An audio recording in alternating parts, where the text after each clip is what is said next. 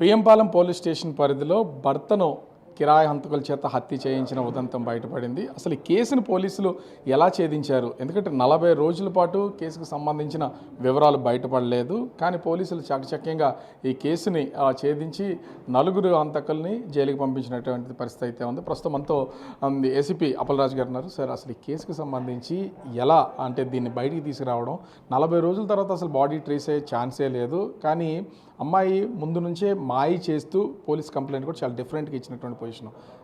నా భర్త పారిపోయాడు, డబ్బులు తీసుకుని ఆ డబ్బులు నాకు తిరిగి ఇప్పించమని ఒక వెరైటీగా ఒక కంప్లైంట్ ఇచ్చింది. అసలు దీన్ని ఎలా ఛేదించారు? ఈ కేసు యాక్చువల్గా ఏంటంటే ఫస్ట్ ఆ భార్య ఇచ్చిన కంప్లైంట్ ప్రకారంగా మా పిఎంపాలెం పోలీస్ స్టేషన్లో మిస్సింగ్ కేసుగా నమోదు చేశారండి. మిస్సింగ్ కేసుగా నమోదు చేసిన తర్వాత మాకు ప్రజెంట్ ఇప్పుడున్న ఇన్స్ట్రక్షన్స్ ఏంటంటే ఏ మిస్సింగ్ కేసు వచ్చినా చాలా సీరియస్గా మాకు రివ్యూలు సీనియర్ ఆఫీసర్స్ నుంచి కానీ మేము కూడా చాలా సీరియస్గా తీసుకుంటున్నాం ఈ కేసుల్ని. మిస్సింగ్ కేసులు ఏ వచ్చినా అందువలన అందులో భాగంగానే మా పిఎంపాలెం సిఐ బాలకృష్ణ గారు ఈ మిస్సింగ్ కేసుని కొన్ని బృందాలుగా ఏర్పాటు చేసి అసలు ఏం జరిగింది, మిస్సింగ్లో ఏమైందని చెప్పి ఆ టీంలు పంపించడం జరిగింది. మా వాళ్ళ ఎంక్వైరీలో తేలింది ఏంటంటే ఆ మిస్సింగ్ అయిపోయినప్పుడు అమ్మాయి K2 కాలనీలో ఉండేది, తర్వాత మన బక్కనపాలెంకి వచ్చిందని చెప్పి తెలిసింది. ఏటి మిస్సింగ్ సమయంలో ఇల్లు ఎందుకు మారిందని ఒకటి, తర్వాత ఇక్కడ ఎవరితో ఉంటుంది అమ్మాయి ఏటని ఎవరెవరు ఉన్నారు ఇంట్లో చూస్తే అమ్మాయికి ఆవిడకి 2 పిల్లలు ఉన్నారు. పిల్లలతో పాటు ఇంకొక అక్కడ వసంతరావు అని చెప్పేసి ఒక అతను ఆమెతో పాటు ఆ ఇంట్లో ఉంటున్నాడు. అరే భర్త వెళ్ళిపోయాడు అంటుంది, ఎవరో వసంతరావుతో ఉంటుందండి, ఎవరు ఈ వసంతరావు అని చెప్పి మా టీమ్స్ ఆ యాంగిల్లో కూడా ఎంక్వైరీ చేశారు. ఆయన్ని ఎంక్వైరీ చేస్తే ఈ భర్త నాగరాజ్ ఎక్కడైతే సెక్యూరిటీ గార్డ్ పనోరా మిల్స్లో పనిచేస్తాడో అదే పనోరా మిల్స్ దగ్గర వాటర్ ప్యూరిఫికేషన్ సెంటర్లో ఇతను వసంతరావు అని పనిచేస్తున్నాడు. అక్కడ ఎంక్వైరీ చేస్తే వీళ్ళిద్దరికి ఫ్రెండ్షిప్ ఉన్నదండి, ఆయన కూడా మందు తాగుతాడు, ఈయన తాగుతుంటారు అప్పుడప్పుడు అని చెప్పి మా పోలీసు వారికి తెలిసింది. తెలిసిన తర్వాత ఈ ఫ్రెండ్తో ఉంటుందేంటి ఏం వెళ్ళిపోతుందంటే అందులో ఆమె తాలూకా మూమెంట్స్ అన్ని కొన్ని రోజులు అబ్జర్వ్ చేశారు. చేసేటప్పటికి ఆమె భర్త కనిపించలేదు, వెళ్ళిపోయాడనే బాధ ఏమీ లేదు, చాలా హ్యాపీగా ఉంటుంది. డీప్గా డీటెయిల్గా ఎంక్వైరీ చేస్తూ ఆ వసంతరావు అన్న అతనితో ఆసామితో అక్రమ సంబంధం ఉన్నట్లు కూడా మాకు తెలిసింది. ఓన్లీ అక్రమ సంబంధమేనా, డబ్బులు లావాదేవీలు కూడా ఏమైనా ఉన్నాయి? అక్రమ సంబంధం ఉన్నట్టు వరకు మా వారికి దర్యాప్తులు తెలిసిందండి. తెలిసిన తర్వాత అసలు ఈ వసంతరావు ఎవడు, ఈ ఎక్కడుంటాడు, ఏ ఏరియా, ఈయన బ్యాక్గ్రౌండ్, అసలు కాల్ ట్రాకింగ్స్ అవి మా బాణీలో మొత్తం అన్నీ కూడా అన్నీ ట్రాక్ చేయడం జరిగింది. అసలు హత్య ఎలా చేశారు? దీనికి ఏమైనా ముందు నుంచి ప్లానింగ్ ఏమైనా ఉందా? అదే ట్రాక్ చేశారు. ట్రాక్ చేస్తే మాకు తెలియవచ్చింది ఏంటంటే వీళ్ళు తీసుకొచ్చేటప్పటికి ఇల్లు మారింది, ఈయనతో ఉంటుంది, భర్త లేడు.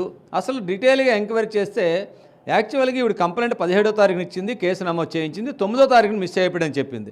కానీ మనం ఎంక్వైరీ చేసేటప్పటికి 29వ తారీఖు నుంచి ఆయన కనిపించట్లేదని తెలిసింది. అంటే నవంబర్ 29 అండి. ఈవిడ కంప్లైంట్ డిసెంబర్ 15 ఇచ్చింది. అంటే ఇన్ని రోజుల గ్యాప్లో కంప్లైంట్ ఇచ్చింది, డబ్బులు అంటుంది, బంగారం అంటుంది, అసలు ఈయనతోటి ఇంట్లో ఉంటుంది అని చెప్తే ఈడి గురించి ఆడితే ఈడు కూడా భార్యను పంపించి ఈమెతో ఉంటున్నాడు. తర్వాత మా పద్ధతిలో ఈ దర్యాప్తు చాలా స్పీడ్, ఏదో సస్పీషియస్ ఇందులో ఉందని చెప్పి మా టీమ్స్ అన్నీ కూడా సిఐ గారి ఆధ్వర్యంలో వాళ్ళందరికీ బ్రీఫ్ చేయడం జరిగింది.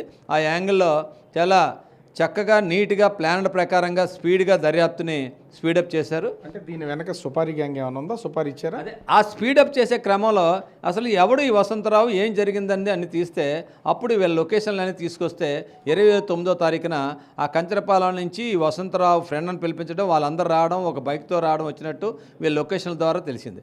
అప్పుడు మన పోలీస్ పద్ధతిలో వాళ్ళందరినీ తీసుకొచ్చి మా ఇంట్రాగేషన్ చేయడం జరిగింది. ఇంట్రాగేషన్ చేసిన తర్వాత అసలు మీరు ఎవరు, దేనికి వచ్చావని ఈ వసంతరావుని ఆవిడ్ని పట్టుకొని ఇంట్రాగేషన్ చేస్తే అసలు విషయాలు బయటపడిన తర్వాత ఈ సుపారీ ఇచ్చి కంచరపాలెంలో ఉండే ఆయన బాలకృష్ణ అనే ఒక అతనికి పెయింట్లు వేసుకుంటాడు అతను, అలాగే మహేష్ ఎలియాస్ పండు అంటారు, అతను ఈ మెకానిక్ పని చేసుకుంటాడు. వీళ్ళిద్దరిని ఒక 50,000 సుపారీ ఇచ్చి తీసుకొని వచ్చి వీడికి మందు తాగించి నాగరాజు ఎవరు ఈ రమ్య తాలూకు భర్త నాగరాజుకి బాగా ఫుల్గా మద్యం సాగించి ఒక ప్రైవేటు లాడ్జిలో ఉంచి అక్కడ థ్రోట్లింగ్ చేసి, అంటే మెడ నొక్కేసి తలగాడేసి ఊపిరాడకుండా చేసి మధ్య మత్తులో ఉన్న అతన్ని చంపేసి అక్కడి నుంచి బైక్ మీద తీసుకెళ్ళి ఆ హోటల్లో ఉండి అతను అడుగుతున్నారు, ఆమె ఓల్డ్ లేడీ ఉండి ఏమండి ఆయన అలా పడిపోతున్నాడంటే లేదమ్మా కొద్దిగా ఎక్కువ మంది తాగేశాడు, హాస్పిటల్ తీసుకెళ్తామని చెప్పి బండిలో ఎక్కించుకొని తీసుకెళ్ళి మన తిమ్మాపురం వెళ్ళే తోవలో ఫారెస్ట్ ఏరియాలో బుషెస్లో గొయ్యిలాగా ఉంటుంది, అక్కడ తీసుకొని వెళ్ళి పడేశారు. అంటే ఈ డబ్బులు ఎవరు ఇచ్చారు అసలు? 50,000 రూపాయలు కూడా? 50,000 వసంతరావు, ఒక 25,000 వరకు. వీళ్ళంతా యాక్చువల్గా వసంతరావుకి ఈ రమ్యకి ఉండే అక్రమ ఇది సంబంధం వల్ల ఈడు ఎలాగైనా భర్త అడ్డుగా ఉన్నాడని ఈయన్ని ఎలాగైనా ఎలిమినేట్ చేయాలనే ప్లాన్తో కొన్ని రోజుల నుంచి పథకం వేసుకొని వసంతరావుకు సంబంధించిన ఇద్దరు ఫ్రెండ్స్ని తీసుకొని వచ్చి వాళ్ళిద్దరికీ ఈమె ఒక 25,000 ఆయన ఒక 25,000 బై క్యాష్ ఇచ్చారు. క్యాష్ ఇచ్చిన తర్వాత ఆ డబ్బులకి వాళ్ళతోటి మందు తాగించి వాళ్ళిద్దరితోటి ఈయన వసంతరావు దగ్గరుండి ఈమె డైరెక్షన్లో మొత్తం నలుగురు కలిపి ప్లాన్ చేసుకొని మర్డర్ చేయించారు. మృతదేహాన్ని గుర్తించడానికి సీన్ రీకన్స్ట్రక్షన్ ఏమైనా చేశారా, అసలు ఎలా?